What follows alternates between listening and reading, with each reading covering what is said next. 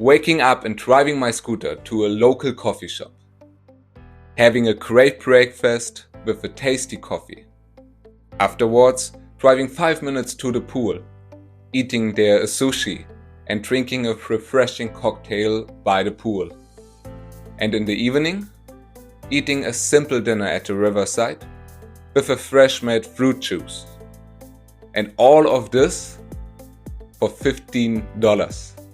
That's less than 13 euros. In Germany, I couldn't even have one lunch for that price. Hi, I'm Yari, the local expat. And today I will show you what life really costs in Cambodia and why people are always shocked when they hear the numbers. Right now I'm back in Germany for the summer, spending time with family, catching up with friends and enjoying a bit of home. But every time I tell my stories about Cambodia, I get the same questions over and over. What does your everyday life cost? How expensive is it to live there? Can you even get affordable Western food there? And so on. So in today's video, I'm going to break it down for you, from flights and transportations to food to rent, so you know exactly what life in Cambodia can cost you. Let's start with the flights. From Europe or America, flying to Cambodia is usually a bit more expensive than flying to Vietnam, Malaysia or Thailand. A one-way ticket will cost you at least $500 and sometimes up to 1,000 or more. Of course, booking in advance helps. Prices are often lower in the start or ending of high season. The good news is this is getting better.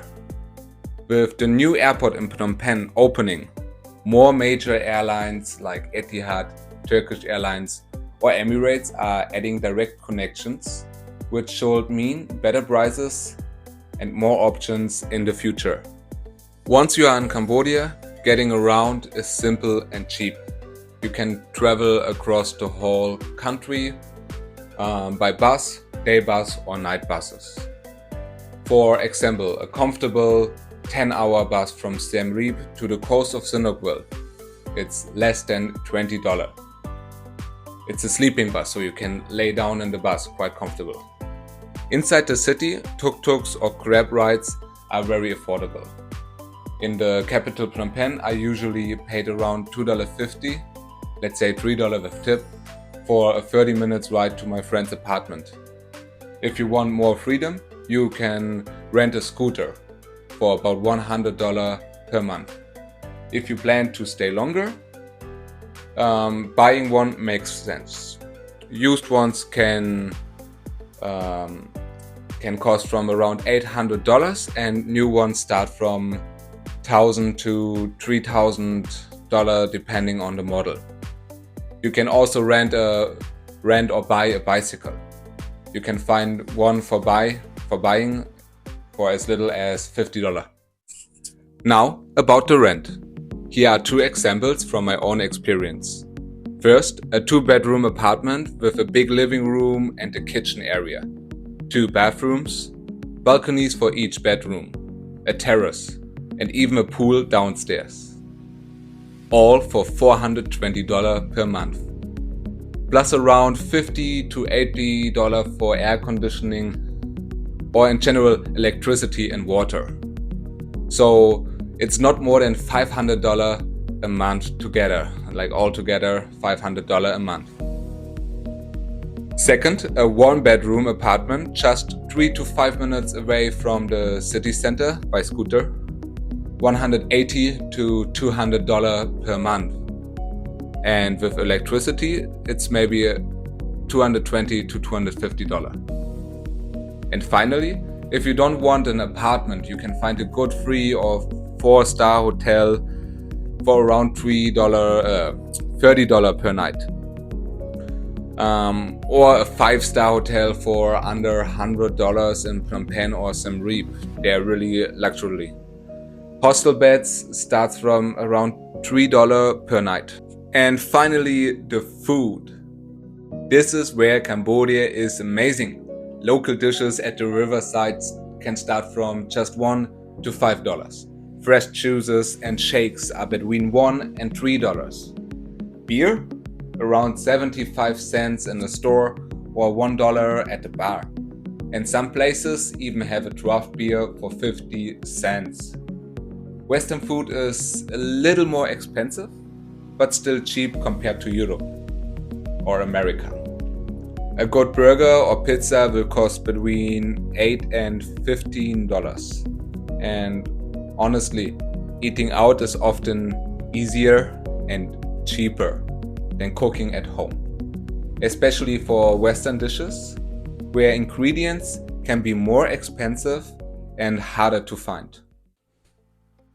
And it's not just about where you sleep or what you eat. You can treat yourself every week without breaking the bank. For example, you can spend a day at a beautiful pool for just $6 to $8. And that's not even an entrance fee. You just order food or drinks for that amount and the pool access is free.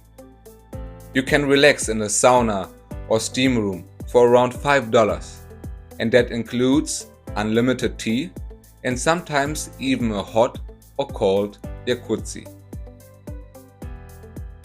So, as a conclusion, if you live on a tight budget, you can easily get by for under $500 a month in Cambodia.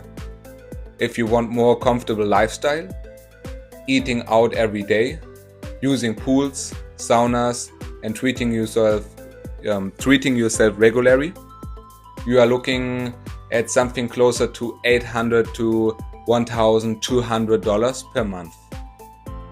And that's still far less than what most people pay for just rent in many Western countries. And of course, we have to talk about sports and fitness. In Cambodia, it's super easy and super cheap to stay active. In Siem Reap, you can find small local gyms for as little as $1 per day or per entrance. If you want something more modern, one-time pass at a big place like Angkor Fitness cost around $5, including sauna and group classes like Les Mills Body Pump. In Phnom Penh, the gyms are usually more expensive. But you don't even need a gym. That's why I created FitAbroad, free workouts you can follow anywhere in the world. No equipment, no excuses. Just simple and effective training you can do from your hotel room, a park, or even a beach. Follow FitAbroad on Instagram, Facebook, and TikTok. And of course, stay tuned here on YouTube so you don't miss the next episode. Now, I want to hear from you. What do you want to know about Cambodia or other countries I've lived in? Leave your questions in the comments and I will cover them in future videos.